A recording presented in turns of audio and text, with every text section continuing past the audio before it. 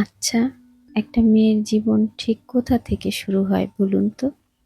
সকালের অ্যালার্ম বাজার আগেই যার ঘুম ভেঙে যায়, যার দিনটা শুরু হয় ঘরের চার দেয়াল আর এই রান্নাঘরের ব্যস্ততা দিয়ে। অনেকে হয়তো ভাবেন এ তো রোজকার চেনা দৃশ্য, এতে নতুন কি? কিন্তু ধোয়া ওঠা কড়াই আর মশলার সুবাসের পেছনে যে কতখানি ভালোবাসা আর ত্যাগ লুকিয়ে থাকে তা কি আমরা কখনো ভেবে দেখেছি? একটা মেয়ে রান্না করে, সে শুধু খাবার তৈরি করে না, সে আসলে তার পুরো পরিবারের মুখে হাসি ফোটার দায়িত্বটা একা হাতে তুলে নেয়। এই যে প্রতিদিন গরমে চুলার পাশে দাঁড়িয়ে থাকা, হাত পুড়ে যাওয়া, আঙ্গুল কেটে যাওয়া, এগুলো কিন্তু কোনো মেয়ে বাধ্য হয়ে করে না। এর পেছনে থাকে এক অদ্ভুত মায়া। পরিবারের মানুষটা এক লোকমা খেয়ে যখন তৃপ্তির হাসি হাসে, সন্তান যখন বলে খুব মজা হয়েছে, তখন এই সব ক্লান্তি এক নিমেষেই কোথায় যেন হারিয়ে যায়। একটা মেয়ে নিজের ভালো লাগা, নিজের স্বপ্নগুলো অনেক সময় এই রান্নার ধোঁয়ায় মিলিয়ে দেয়, কিন্তু সে কখনো অভিযোগ করে না, কারণ তার ভালো থাকা জড়িয়ে থাকে তার ভালোবাসার মানুষের ভালো থাকার উপর।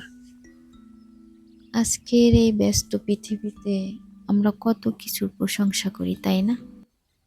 কিন্তু ঘরের যে মেয়েটা প্রতিদিন কোনো প্রশংসা ছাড়াই নিঃস্বার্থভাবে আমাদের আগলে রেখেছে, তাকে কি আমরা ধন্যবাদ জানাই? তাই বলছি, আপনার ঘরে যে মা, বোন বা স্ত্রী আছেন, আজকে খাবার টেবিলে বসে শুধু এটুকুই বলুন, রান্নাটা খুব সুন্দর হয়েছে।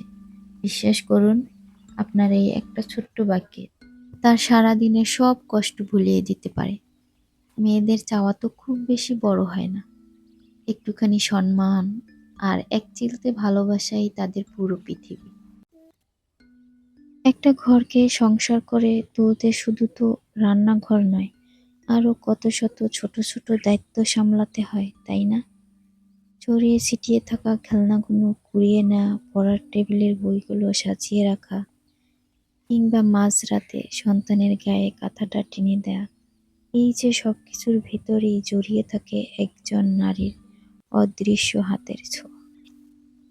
আমরা মায়েরা বা ঘরের গৃহিণীরা কিন্তু কোনো পারিশ্রমিকের আশায় কাজ করি না। আমাদের সবচেয়ে বড় পাওনা হলো পরিবারের মানুষগুলোর সুস্থতা আর তাদের মুখের এক চিলতে হাসি। ঘরের কোণে জমে থাকা ধুলোবালি পরিষ্কার করার মতো করেই আমরা চেষ্টা করি পরিবারের সবার মন থেকেও সব বিষণ্ণতা মুছে দিতে। অথচ দিনের শেষে নিজের ক্লান্তির কথা বলার মতো সময়টুকু হয়তো আমাদের হয়ে ওঠে না। এত কিছুর মাঝেও প্রতিটি মেয়ের কিন্তু নিজস্ব একটা আকাশ থাকে। তারও মন চায় একটুখানি নিজের মতো করে বাঁচতে। হয়তো এক কাপ ধোয়া ওঠা চা হাতে নিয়ে বারান্দায় একটু একা বসা, প্রিয় কোনো গান শোনা, কিংবা নিজের হাতে বোনা ছাদ বাগানের সবুজ পাতাগুলোর দিকে তাকিয়ে থাকা। এই অল্প একটু সময় যেন সারাদিনের নতুন শক্তি যোগায়।